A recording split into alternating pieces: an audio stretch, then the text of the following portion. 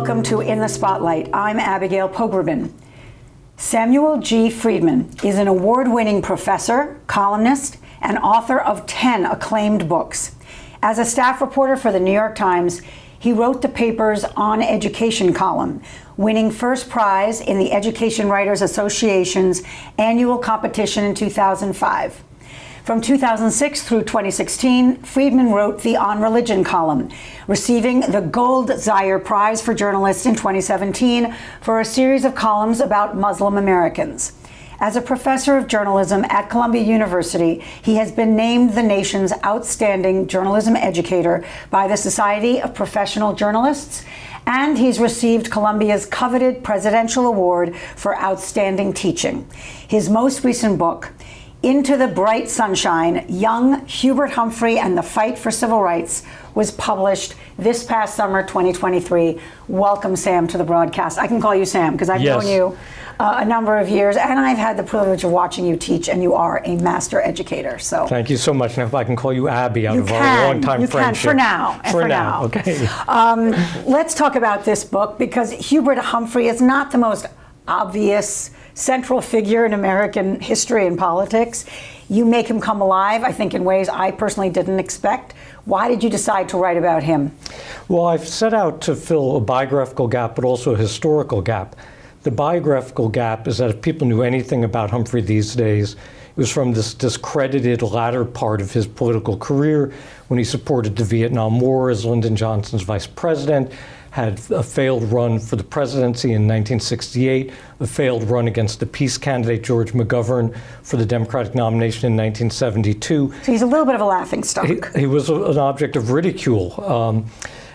On the college campuses like the one I went to, we were all reading Rolling Stone when Hunter S. Thompson notoriously wrote that Humphrey campaigned like a rat in heat. That kind of frenetic, desperate quality at the end of his political career. But there was this amazing earlier chapter in his life, particularly in the 1940s, when he was the very, very, very rare white Christian who was totally engaged in the battles against racism and anti-Semitism in this country, two battles that were very closely related. And then the historical gap was that civil rights movement of the 1940s that really makes possible everything we think of incorrectly as the beginning of civil rights activity with Brown versus Board of Ed, decision outlawing school segregation, and Montgomery bus boycott in 1955, and on through the Freedom Rides and lunch counter sit-ins and so on. So I wanted to write a book that could address both of those things. The fact that he was an unlikely white Christian, as you said, growing up in South Dakota, who suddenly seems to care, not a little bit, but almost obsessively, yes, with a sense of justice, civil rights for Jewish Americans, anti-Semitism. What made him, what was the crucible of his childhood that even led to that focus in his life? Well, Humphrey had a father who, part of him was like Harold Hill in The Music Man, a little bit of a small-town con man, almost running the local drugstore, and a bit of a fabulist about what he could accomplish. But the father, H.H., was also really idealistic. He was a liberal Democrat in a town full of conservative Republicans. He was an agnostic in a town full of churchgoers. And he began to build up Hubert Humphrey's really education in idealism. But Humphrey really was kind of a standard issue, New Deal, economics-oriented Democrat. Nothing wrong with that, but it's limited until age 28. In 1939, when he goes to grad school at Louisiana State University. Before we get to Louisiana State, I just want to stay with the father for a second. Sure. Because he was an atheist. Right. But then he kind of, I don't want to, radicalized is the wrong idea, but he's maybe kind of transformed by a reverend. Right. H.H.'s best friend is the new Methodist minister in their tiny little town of Dolan, South Dakota, a minister named Albert Hart. And this is important because Albert Hart was part of what was called the social gospel movement. And the social gospel Protestants didn't think that the whole goal of being an observant Protestant was just to not drink and not dance and, be sexually pure till marriage, and try to go to heaven. It's not that they disagreed with those stances, but what they talked about was creating what they called the kingdom of God on earth. And for them, that meant social action. Their idea of being a good Protestant was you should support the labor movement. You should reach out to people in other religions. You should reach out to Black Americans. And that theology, the social gospel, was really essential to Humphrey's development, and his kind of deep religious belief, which, by the way, included a deep understanding of the Hebrew Bible, and particularly the social justice prophets, is absolutely integral to who he is politically. And then also before he gets to LSU, there's a depression before we even think about the depression, right? And tell us how that affected just his worldview, the fact that his father lost his drugstore and he suddenly was scrambling. Right. Basically what happens is that the whole economy of the Dakotas is based on selling wheat. And wheat prices, for a variety of reasons, plummet in the early 1920s. And farmers can't sell their grain for what it costs to plant it. Banks have to foreclose on loans. Small businesses, including the Humphrey family's drugstores, can't be paid in cash. And Humphrey's family goes from being the most prosperous, or one of the most prosperous families in its own little town, to losing their home, losing their drugstore. And in a way, it makes Hubert Humphrey a New Dealer before there's a New Deal, because what he takes out of this is a realization that you need activist government to address the needs of people in economic crisis. You can't just say to them, on one hand, if you're in economic trouble, it must be a bad decision you make or your sinfulness. And you can't say, if you need help, go to the church for a handout. And that really prepares Humphrey, before FDR is even elected president, to support the whole New Deal agenda. And he goes to LSU partly for financial reasons, right? It's that they gave him a leg up. Right. Humphrey had to drop out of college for 5 years to help his family survive the Great Depression. And so he doesn't return and get his bachelor's degree till age 28. And by that time, he's married, he's the father of an infant daughter, and in going to grad school, he needs to be able to pay for it, and LSU gives him $400 to be a teaching assistant. And in 2023 dollars, that's $8,500. That's a substantial amount of money. And that's the one and only reason he goes to LSU. And the fact that he's there and having to go through a Black neighborhood every day, you said was seminal. That's going through Baton Rouge, or a particular in Baton Rouge. Well, what's amazing about his year at Baton Rouge is it sensitizes Humphrey to Black experience, but also Jewish experience, which you wouldn't expect would come out of the Deep South. And you have to understand, Humphrey had a great mind. He could synthesize information. He had a bear trap memory. We all know he was eloquent, even if he sometimes orated too long to a fault. He gave a great speech. He gave a great speech, although his wife Muriel once said, Hubert, in order to be immortal, a speech need not be eternal. But he needed to feel politics in his gut and in his heart before his brain could engage. It was visceral and personal to him. And at LSU, he is immersed in a Jim Crow society for the first time, and it just offends his basic sense of morality. But he also makes his first Jewish friend in his life, a guy in the debate team, Alvin Rubin, who would later become a federal judge. And Alvin Rubin talks to Humphrey about his 5 uncles trapped in Lithuania who will all be exterminated during the war by the Nazis. And that's the beginning of Humphrey being really deeply sensitized to the Jewish experience, not only in Europe, but in the United States as well. And to top it all off, Humphrey studies that whole year in a small seminar taught by an exiled, anti-Nazi, part Jewish professor named Rudolf Eberle. And Eberle talks to Humphrey explicitly about the way he feels that the treatment of Jews in Germany maps exactly onto the treatment of Blacks in the Jim Crow South. And so when Humphrey returns to Minneapolis at the end of this... Before we leave Eberle, I just would love you to share the quote that he gave his students when he talked about... Yeah, Humphrey recalled this even 40 years later, writing to Eberle on the occasion of Eberle's 80th birthday. Wow. Eberle casts his gaze across the seminar room at the dozen students and says, if we were in Germany, maybe 2 of you would resist the Nazis. And I think Humphrey took that as a mission statement. It was, I think, a real important lesson for him in don't be complacent. Don't think that you can ride the tiger because the tiger will ride you. Take the stand even when it's dangerous, if it's the righteous stand.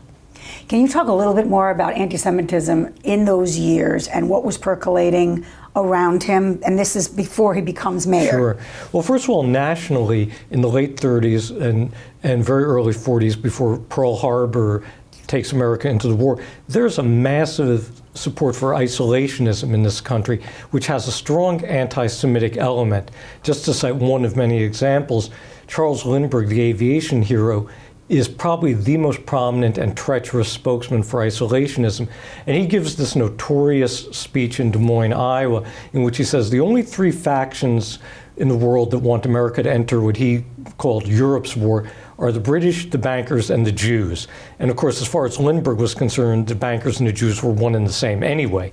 So that attitude was out there. And in Minneapolis specifically, that had been a hotbed of support for a pro-Nazi group called the Silver Shirts, who regularly met in Minneapolis. It was a place with a great deal of support for Gerald L.K. Smith, a right-wing minister who headed the America First political party. And the Silver Shirts and Gerald L.K. Smith had the advocacy, incredibly, of one of Minnesota's own U.S. senators, Ernest Lundin, who we now know was having speeches written for him by a Nazi agent, incredibly enough. And even after Lundin dies in a plane crash, his widow becomes the great advocate in Minneapolis for these groups. So, you know, everyone should forget anything they think they know about blue Minneapolis or about the idea of Minnesota nice. That We think of Amy Klobuchar. And Amy Klobuchar is like the living legacy of Hubert Humphrey right now. I think her and Cory Booker are the two best exemplars of Humphrey on today's scene. But from the turn of the 20th century, when Jewish and black populations begin to build up numbers in Minneapolis, up through 1945 when Humphrey's elected mayor, Minneapolis is fiercely, entrenchedly racist and anti-Semitic. This sounds almost like a joke, but just to give you one example, Jews couldn't even belong to AAA in Minneapolis. I read of a case in which a rabbi applied to AAA for membership, thinking they at least will accept me, and he got a letter back saying, why don't you go to St. Paul? Wow. St. Paul, right next door, was a majority Catholic city that was much more tolerant of Jews and blacks as part of a political coalition. Minneapolis was a WASP city. And they had such a majority, they felt they could just beat down on everyone else, and they did beat down on everyone else.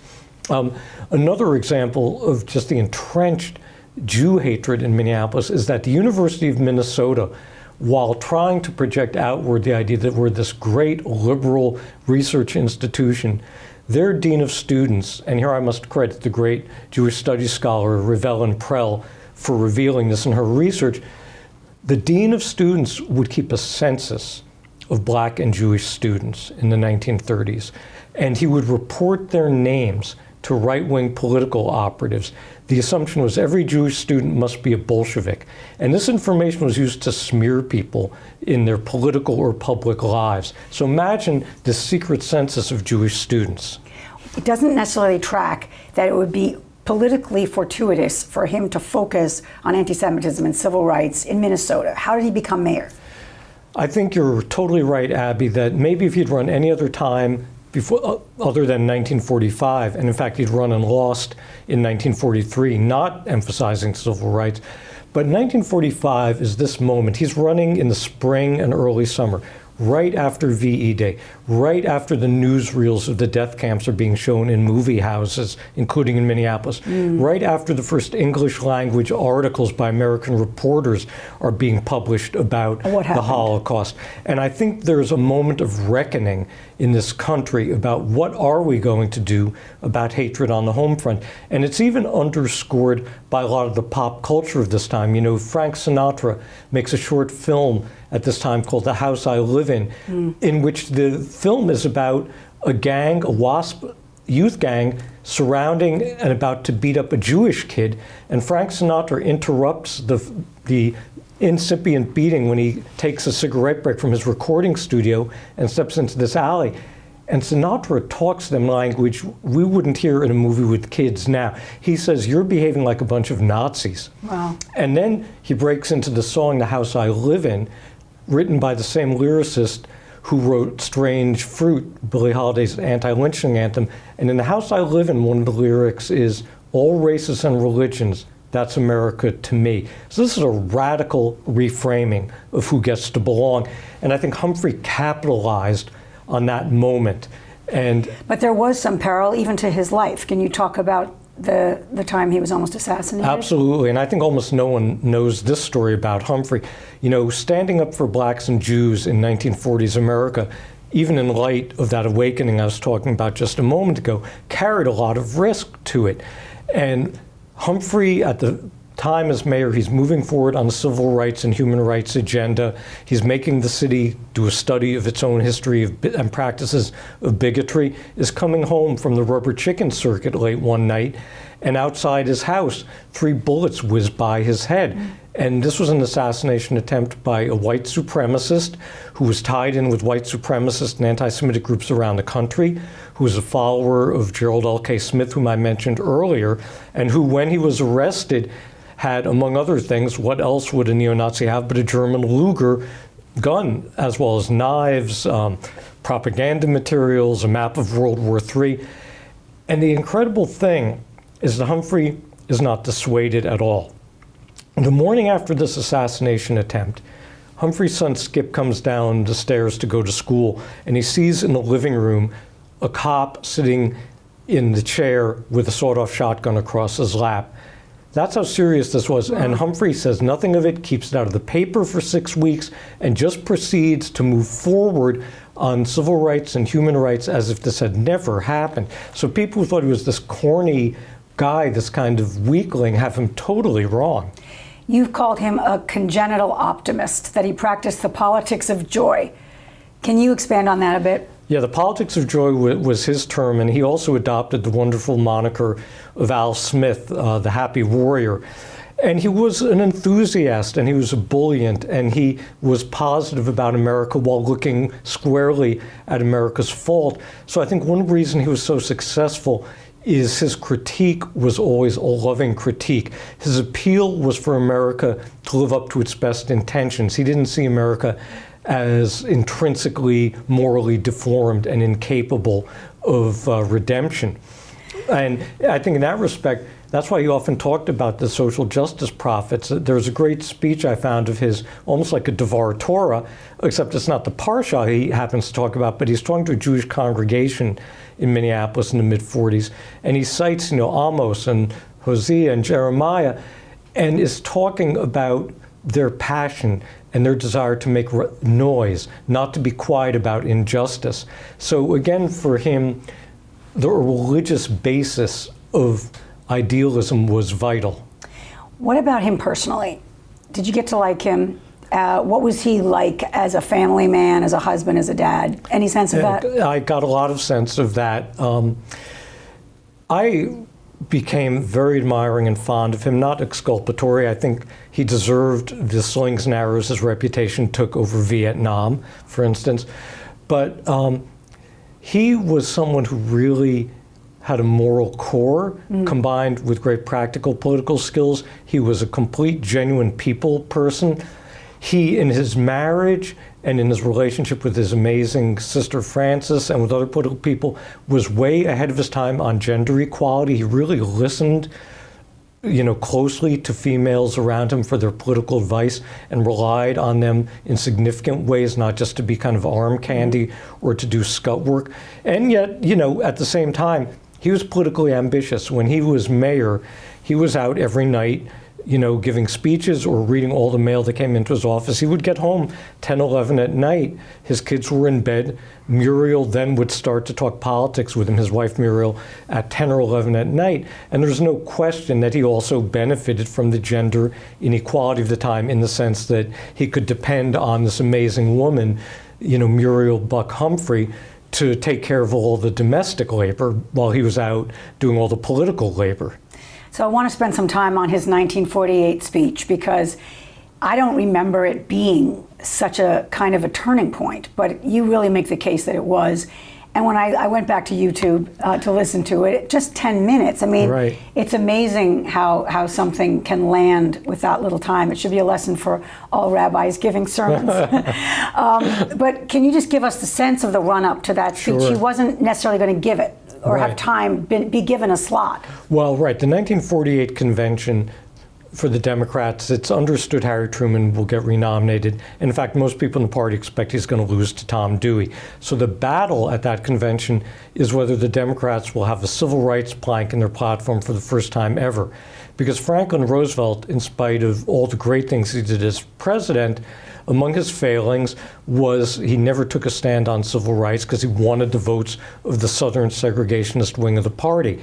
And at the convention, this battle is going to boil over. And I want to add here that the plank that Humphrey sold with this great speech to the convention made its guarantees against discrimination effective not only on the basis of race, but also religion and national origin. So this was a landmark policy plank, not only for Black Americans, but for Jewish Americans, for Catholic Americans, for Japanese and Chinese Americans, Mexican Americans.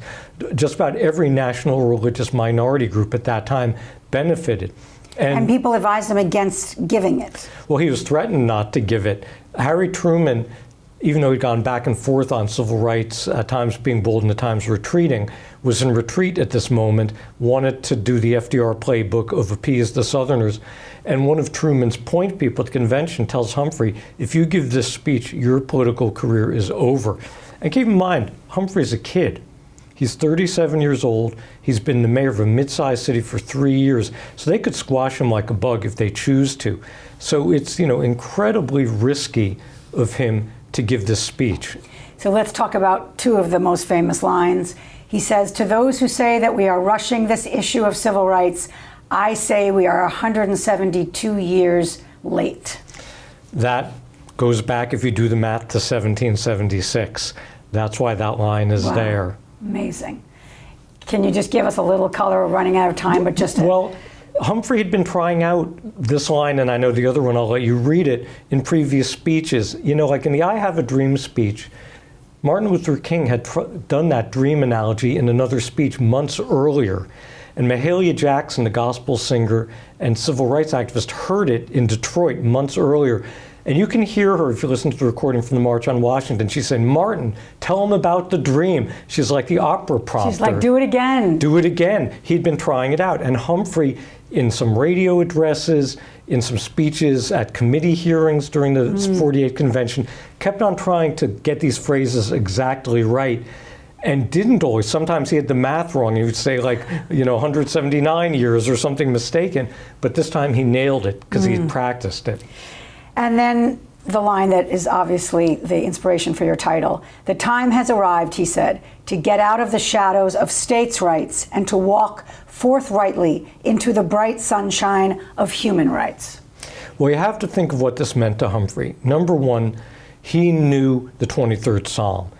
When he's using this phrase, he's thinking about walking through the shadow of the valley of death.